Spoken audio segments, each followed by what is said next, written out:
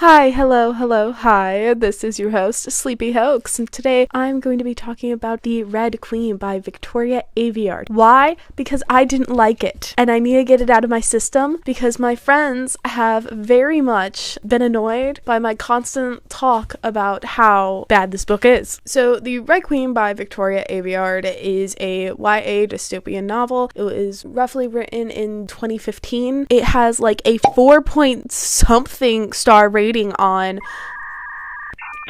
fucking Goodreads, and that's a lot for a book. Most of the ratings are 4 or 5 stars. However, it does have a good 1 or 2 star rating. I did make this video essentially for a class in college. I went back to college because I was unsatisfied with my degree. In that class, I was looking up the negative reviews for this book, and granted, yes, majority of them were talking about the love triangle in this book. However, none of the reviews were really bringing up my critiques with it, and so I wanted to talk about it because honestly, while I was writing and making that speech, because it was a speech for my public speaking class, I thought it was insane, thought I was crazy, thought I literally had no idea what was going on, what I was thinking. I thought it was stupid. So I am here to share that stupidity, or I am right, as I think I am right, and we'll get into this. Here, I'll read you the synopsis of this book. Mare Barrows. First off, why is that her last name? Why is her last name Barrows? Because every time I see it, I want to call her Wheelbarrow, and beyond me. I'm like, Mare Wheelbarrow. My brain just does not connect that wheel is not there, and it's just Barrow. But why Barrow? Barrows are weird last name. Sorry, I had to get that immediately out of the way. Mare Barrow's world is divided by blood. Those with red and those with silver. Mare and her family are lowly reds, destined to serve the silver elite whose supernatural abilities make them nearly gods. When Mare accidentally discovers a power of her own she didn't know she had, the Silver King is forced to hide the impossibility of her power and pretend she's a long-lost silver princess dethroned to one of his sons. Dethroned? Betrothed to one of his sons. Soon, Mare is drawn into the silver world, where loyalty and desire can tear you apart, and the only certainty is betrayal. And before long, her actions put into motion a deadly and violent dance, pitting prince against prince and Mare against her own heart. Whoa. And from the reviews that I've seen of this book, it's basically politics, pretty good, romance, like tragedy reality TV romance. And if you don't know me, which you mostly don't because this is like my 6th video I've ever made on this channel, I'm a slut for trashy reality TV romance and good politics. So that's what I was expecting. I was expecting the romance to be trash. I was expecting the politics to be pretty good. And I got shit. I got so much shit from this that it was actually pretty sad. I love this type of stuff. Superpowers, superheroes, that is my jam. I love that stuff. Trashly reality TV romance. Love that. Have I watched Love Island? Both UK and American version. I haven't gotten to the Australians yet, but I will. Yes. Have I watched Love is Blind, The Ultimatum, and every other really shitty Netflix TV show? The fuck yeah, I have. So I was excited for this. This had everything for me. I grew up in the age where fucking YA dystopian novels were all the rage in middle school. I was a YA dystopian girl. So this should have been me. Should have been me. It had my name, Sleepy Hoax, written all over it. And yet, all I got was nothing. I got nothing. I literally got negative nothing. I'm in the pits of hell. This is where I ended. Chapter 14, roughly around page 145, 144. And I know, I'm supposed to wait to chapter 21 because the big bad cliffhanger, the twist of the plots, what makes people cry at night in their nightmares, that's what happened on chapter 21. Couldn't even get there.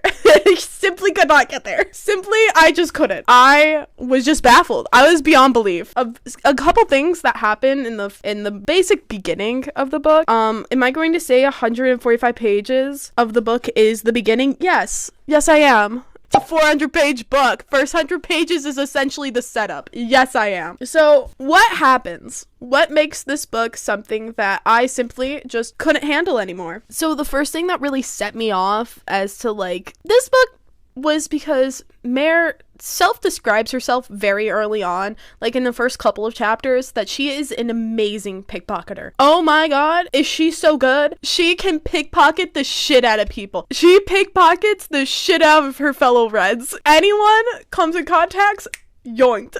She has snatched their wallets out of their pocket because she's a pickpocketer and she's the best of the best. Her family fucking relies on her pickpocketing, despite the fact that they hate it. They just really hate the fact that she's a pickpocketer morally.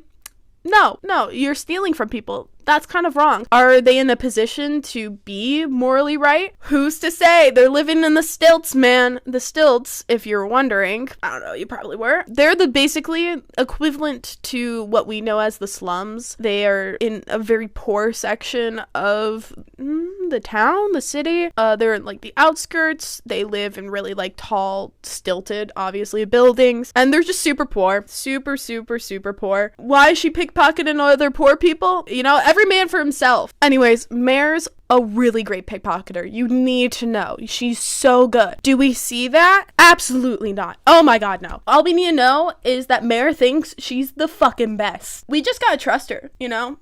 Rely on the homies. So, because of some circumstances, Mare needs money. Not for her family though. No, she needs money to help her childhood best friend. What was his name? Doesn't fucking matter, because he and Mare, they are about to go to fight in the war. Yeah, so there's 100 years war going on right now. It's between the Mare's country and the wetlands. And yeah, most of the Reds are being conscripted, drafted into this war, mostly forced. They're basically forced by the age of 18 if they do not have a job. Oof, boy. So if you're 18 and you don't have a job, then you have to fight in this war. If you're 18 and you do have a job, then you're able to stay working. It's a little confusing how that all works, I'd say, but I guess they really need some young Reds to work the shops, man. We can't have Silvers doing that. Beyond me. Oh my god. The elites working? Ugh. Ew. So Mare devises a plan with her sister Giza. I'm gonna call her Giza. It's Gisa. Her name is Giza to me. And their plan is to go to Giza's seamstress job, which is in the City of Silvers. I'm gonna call the area the City of Silvers because I don't know what it's called, and that's what I've been calling it in my brain. So the City of Silvers, that's essentially where all the Silvers are. Obviously, they're all like blockade separated from the Reds because living with poor people, fucking disgusting. So Mare and her sister Giza, they go over to the City of Silver. Giza sneaks Mare into the city thanks to the fact that she works there as apprentice to some seamstress, and she's really good at it. She's one of the reasons why her and her family aren't just stupid poor. She's basically their main source of income, her with this working as a seamstress. So, which is really important to not only Giza, but also because then she doesn't have to, if she keeps the job, she won't have to fight in the war. And also her family. She's, again, the main source of income. Her dad is disabled. Her two other brothers are fighting in the war. Mare's doing fuck all. Her pickpocketing, actually. She's doing pickpocketing. That's a serious occupation. And her mother, I really just don't know what. I have no clue. She's a stay-at-home mom. Honestly, you go, girl. So Mare and her sister, they go into the City of Silver. They sneak by, and Mare has one fucking job to do. One job. And that is to pickpocket a silver. All right? I know, a little dangerous. One of the first things that we see in the book is Mare and her childhood bestie watching essentially a Colosseum-esque fight between two silvers fighting to the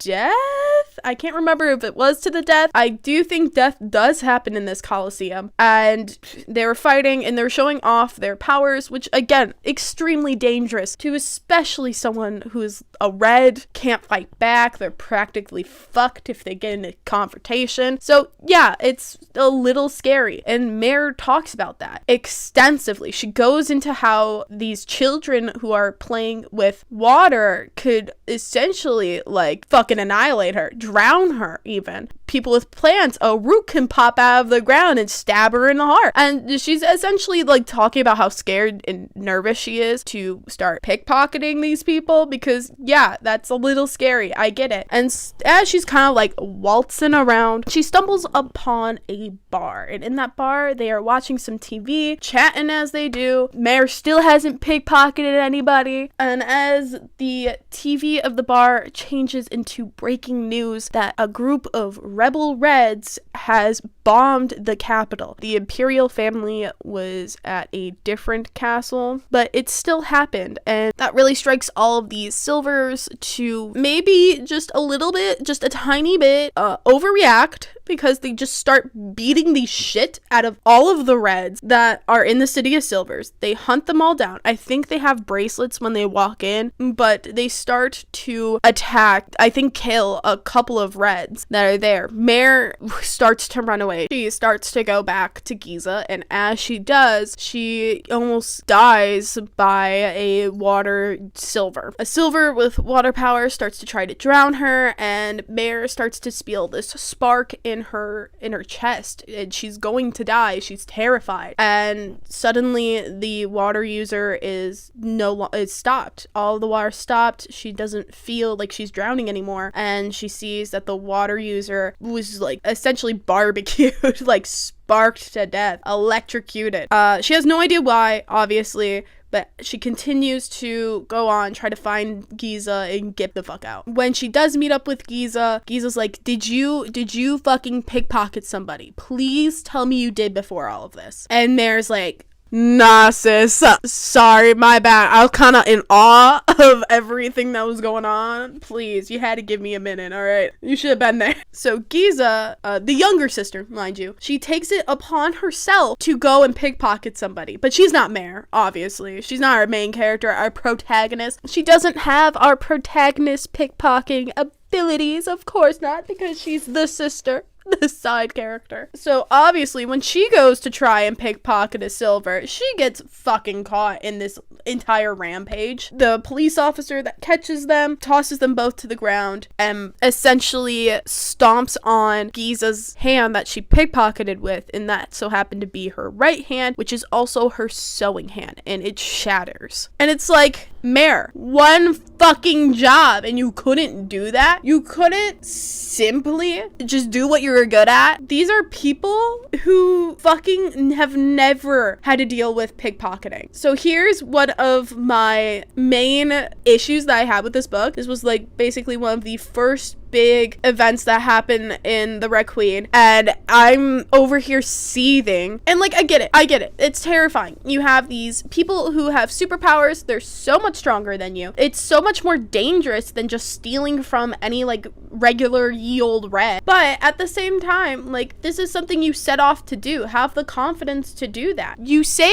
tell us as the reader that you are like a really good pickpocketer, and yet I don't see that. You'd never do it. Up to page 145, I have never seen Mare actually successfully pickpocket somebody, and she just didn't do it when she needed to the most, when not only were her sister was relying on her, but her best friend and herself. Like, it was supposed to be for herself too, because she's supposed to like get this money, get the fuck out of the country, and live peacefully. And she didn't even fucking do that. These people have never been pickpocketed before in their entire lives. They live in the lap of luxury. They live in a city where everybody is rich, everyone's powerful, they all like are happy. They've never had to experience pickpocketing before in their life. And it's essentially like in real life. For example, you're someone from America. You have never had to experience pickpocketing before. You're super wealthy, and so you go over to Paris, France. And I'm using Paris, France as an example because statistically,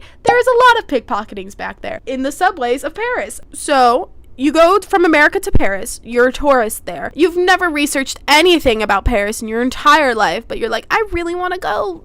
The city of love and lights, you know? And you are in the subway. You get off at your stop after around, I don't know, a couple of minutes. You're having a best time with you and your besties. You're trying to go to a cafe and you're trying to pay for the fucking coffee you ordered, but your wallet's gone. You never fucking realized that you got pickpocketed. You had no inclination that it even happened remotely. How did they even touch your back pocket without you realizing? It's because you've never experienced that before. You don't know the signs. And so obviously they're going to target you because you're a tourist. You've never experienced that. You're just blatantly walking around with your wallet in your pocket. It's the same thing here. Mare is experienced. She's been pickpocketing all of her life. She's like 17, roughly going to be turning 18. She is so experienced in all of this, and yet she's going to this place where pickpocketing essentially does not happen because it does not need to happen, and she doesn't do shit. She doesn't do shit. And the worst part is that they would never know. The Silvers, yes, they have superpowers, but they would never know if you fucking pickpocketed them because they never had to experience the signs. You could have easily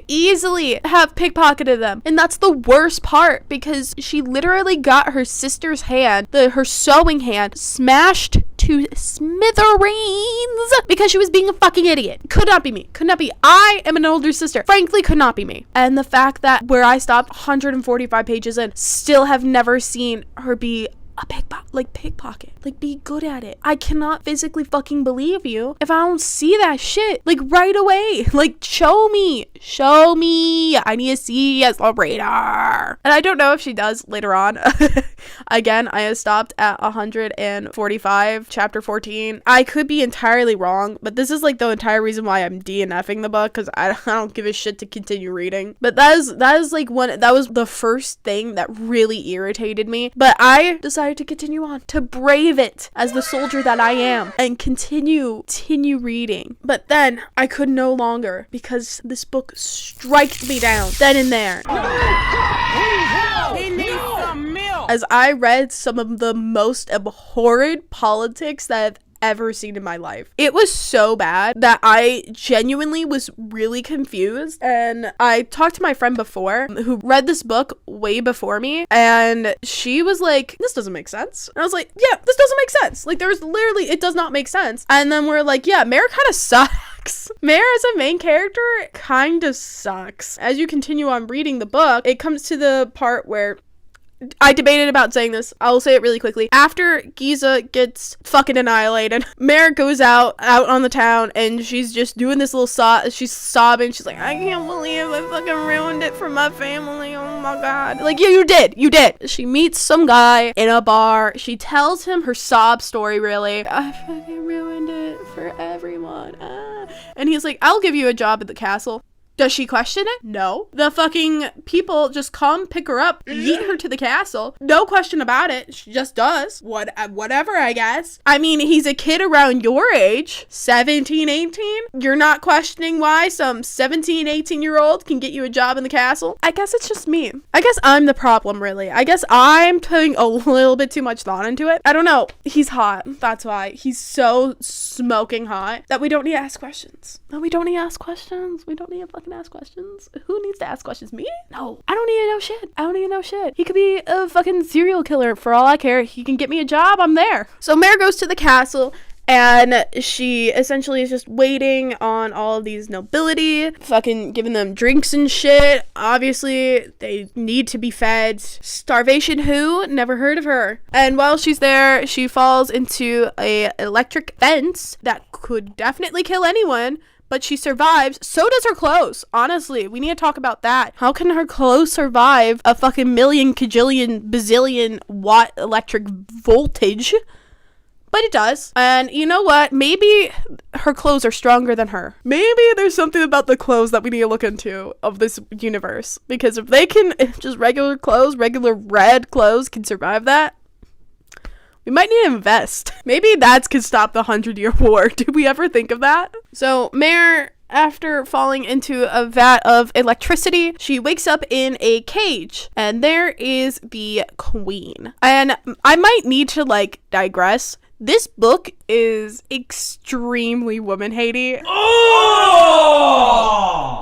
Ew! Dude! What the fuck? It's really bad because honestly, Mare goes into this castle and fucking hates every woman that exists. So Mare likes Cal. He's the first prince. Oh my god, shocker. Holy shit. The first prince is engaged to some girl. Her name I could not pronounce correct in my head, so I just called her Evangelion. So Eva, probably I'll just call her for now, but she's Evangelion to me. And Mare hates Eva because she's with the first prince, and that's about it. That is where her hatred comes, and she thinks Eva hates her because she wants the first prince. I don't know. Eva and Mare, they immediately hate each other, and then Mare just hates all the other women in the castle. It's really bad when it comes to women hating. It's very, very early 2000s. I thought we were probably a little bit better by 2015, but I don't know. I was delusional during that time. I'm still delusional, but I digress. The queen goes to visit Mare in the cage. Mare is immediately sassing the queen, which I'm like, whoa, whoa there. Hold your fucking horses, all right? Cut it. Cut the shit. Why are we sassing the queen? She's the queen of the kingdom that oppresses you. She is a silver queen of the kingdom that hates you reds and oppresses you. She can throw you into the middle of the war right now. We need to take a step back, Mare, all right? You just woke up. Maybe the electricity is doing something to your noggin there, but cut it. End it. Fuck off. What are you doing? Oh my god, it made me cringe. And so the queen, second queen, mind you, first queen died, dead, long and buried. Second queen, this is Cal's stepmom. Maven is the second prince. That is his mother. Is it important for this? No, I just wanted to let you know.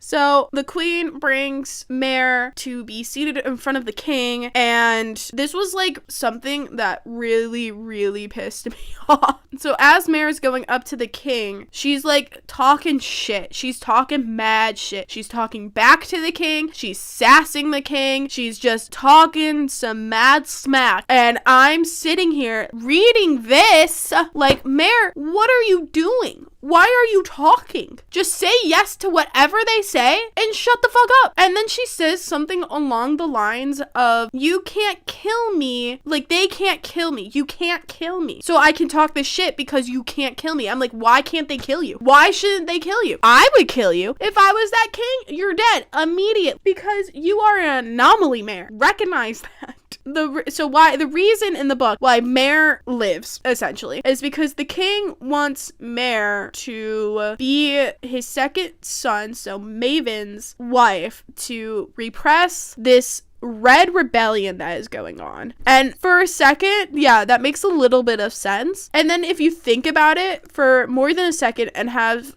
1 ounce of critical thought and then another ounce of a brain cell and reading comprehension and just any political awareness, you will kind of recognize that that's fucking stupid for a number of things. From the king's perspective, Mare, fucking count your days. You are so lucky that he did not kill you off, I'm telling you. So for the king, he obviously should have killed her off. She's an anomaly. She's a red with silver powers. She has the power of electricity. If that wasn't clear enough already, she has the power of electricity. And that is scary, especially for a society of silvers who are pushed up from the backs of the reds, from the physical labor that the reds do. Not only is that physical labor when just in general for stores, for farming, for literally anything, but also to fight their war. Most of their soldiers are reds. They barely use any silver soldiers, and honestly, this war could have been ended so incredibly fast if they just used silvers to fight it versus reds. And that's why this war has been lasting for 100 years, because the silvers don't want to do shit. So the king should obviously just fucking kill her off, because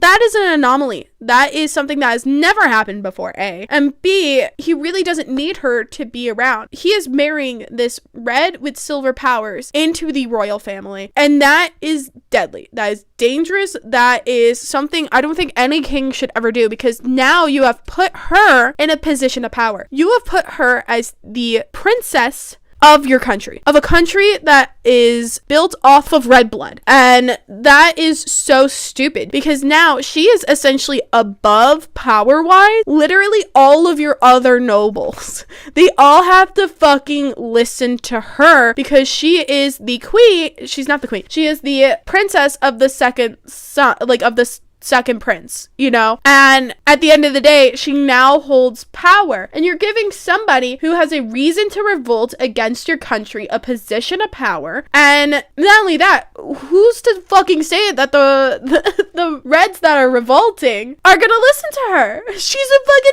nobody. Just because her brother is in the revolt, but who knows if he holds any position of power within the revolt. By the way, that was so easy to figure out. I figured it out literally in a second. I was like, Merritt, come on, girl. 13 pages ago, you should have been on this. Like, but I'm also a 23 female, and I have been through college, and I have reading comprehension skills. So I don't know, maybe for like a middle schooler, that was mind-blowing. But for me, I was like, Merritt, get on your shit. Come on, let's go. Keep the fuck up.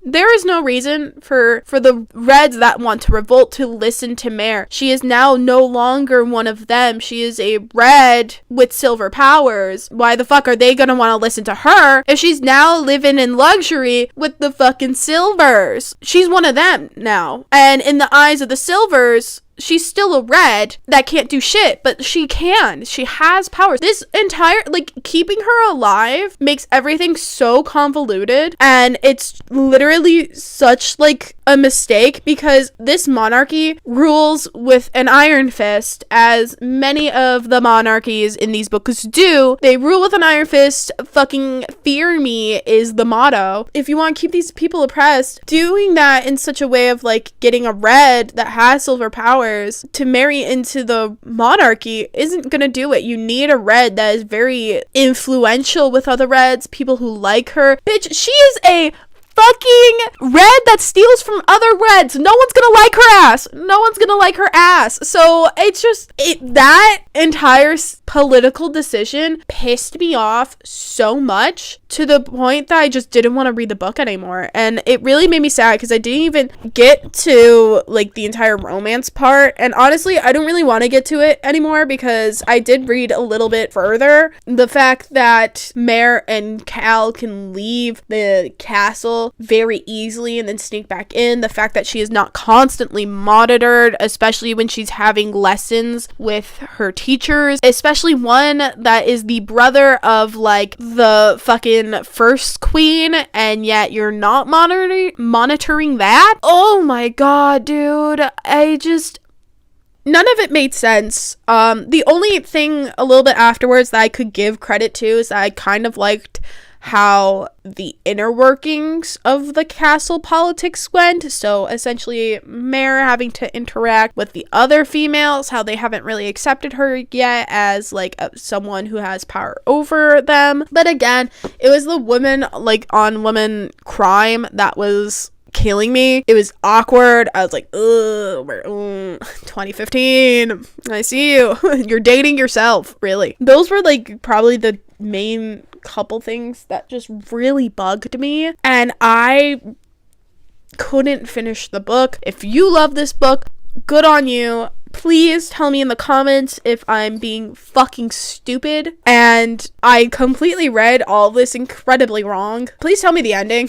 Tell me what the whole, like, something, like, I'll let you go. Tell me what chapter 21 was about, because, like, I'm still curious about that. Am I going to read into all of it to just get what that was all about? No. Oh, hell no. You cannot make me. You cannot give me a cent nor a dime. Actually, give me a cent or a dime, and then I'll read this. Actually, let this be monetized and I'll read that. I'll finish reading this book. But so far, I've been reading Book Lovers by Emily Henry, enjoying that. That has been so funny. I'm trying to get back into reading more novels. Just have the manga behind me. My Beautiful Food Wars shelf with haiku on it. Don't ask questions. My next book after Book Lovers is going to be Six of Crows by Leigh Bardugo. Unfortunately, Six of Crows has been canceled on Netflix.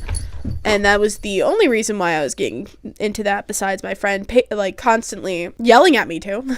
But yeah, that is mostly my thoughts on The Red Queen. I really didn't like it. It has a lot of potential. The entire concept of it is so promising to me. I just wish that the execution was a lot different. And it's really sad because if it was in another way, if it wasn't just Mare suddenly getting powers and the king being like, well, all the nobles saw you and that kind of means that I've got to like do something about it, but I don't really want to kill you off because it's kind of weird that some bitch ass red has some silver powers.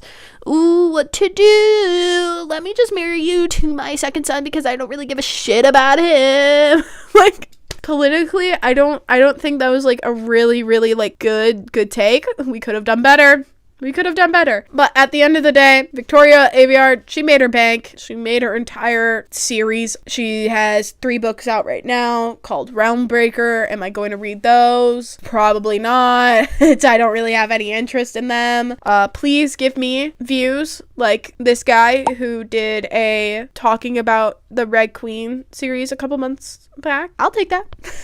If that's what it takes to talk about the Red Queen, I'll take that. I'm just a girl sitting on the floor in front of her favorite bookshelf next to her dresser. That is about it. Stay happy, stay healthy, stay safe. I'll see you all later.